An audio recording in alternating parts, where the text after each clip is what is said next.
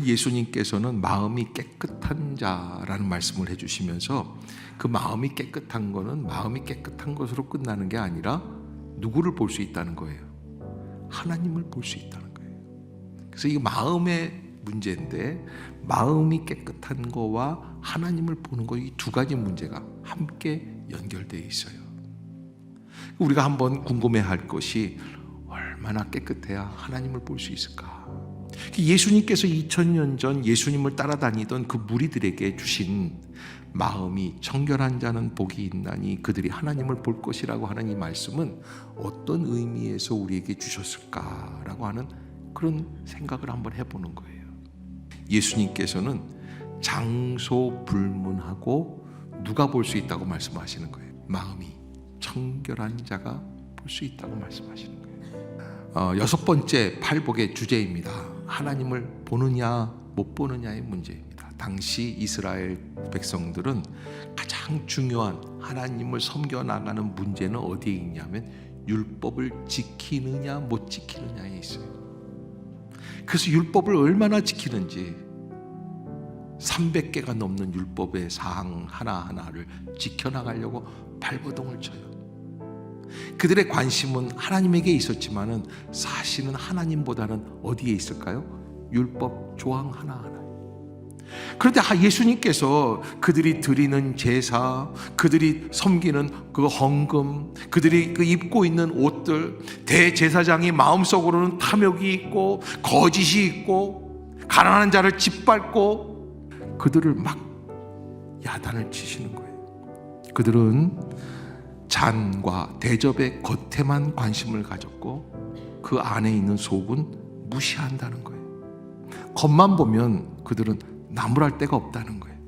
그들의 속은 의외로 겉으로 드러난 신앙의 경력과는 사뭇 달랐다. 탐욕도 있고 악함도 있고 자신들의 이익을 위해 가난한 자들을 짓밟고 형제들의 재산을 빼앗기도 하고. 그런데 여러분, 우리가 신앙생활을 50년 60년 해봤으니까 알지만 하나님을 의식하지 않고 내 마음대로 내 고집대로 내 욕심대로 하나님 앞에 나와서 예배를 합시고 앉아있을 때가 얼마나 많이 있습니까? 내가 예배 자리에 앉아있지만 다른 사람들을 미워하고 손가락질하고 비난하는 경우가 얼마나 많이 있습니까? 주님은 머리가 좋은 지적인 사람들을 칭찬하지 않습니다. 주님의 관심은 어디에 있습니까? 마음에 있다는 것을 아시길 바랍니다. 마음이라고 하는 용어는 언제나 인격의 중심을 의미하고 있습니다. 마음은 지성, 의지, 감정, 지, 정, 의가 함께 내재된 단어입니다. 그러기에 마음은 사람의 전 존재, 인격의 중심을 말을 하고 있습니다. 여러분, 우리의 마음이 중요해요. 은혜의 자리에 나와 있지만 내 마음의 중심이 어디를 향하는가? 예수님의 마음을 닮아가려고 노력했던 적이 어디 있습니까?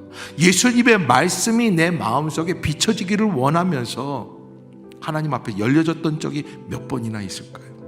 여러분, 아마 우리가 그 마음을 깨끗하게 하려고 심장을 꺼내서 알코올로 닦아도 그러나 여전히 내 마음속에 죄악이 있는 것을 발견할 수밖에 없어요. 마음이 청결하다는 것은 의로운 일을 많이 했느냐 적게 했느냐가 아닙니다.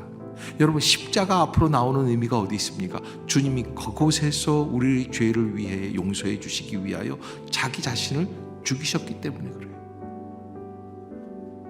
우리가 어떻게 나아가야 주님의 마음을 알 수 있을까라는 것이 우리의 관심이 되는 거죠. 마음이 청결하다는 것은 한마디로 이야기하면 예수 그리스도를 얼마나 의식하는가. 오늘 예수님께서 우리에게 그 말씀을 주고 계시는 거예요. 너희 마음이 어디를 향하고 있니? 우리는 십자가를 통과한 사람들입니다. 여러분, 잊지 마십시오. 그 은혜 안에 살아가는 사람들입니다. 그래서 겉으로는 좀 밉게 보일 수 있지만 그러나 예수님의 사랑으로 바라봅시다. 은혜로 생각하는 거예요. 그때 마음이 청결한 자가 받는 복이 우리 안에도 이어질 줄로 믿습니다.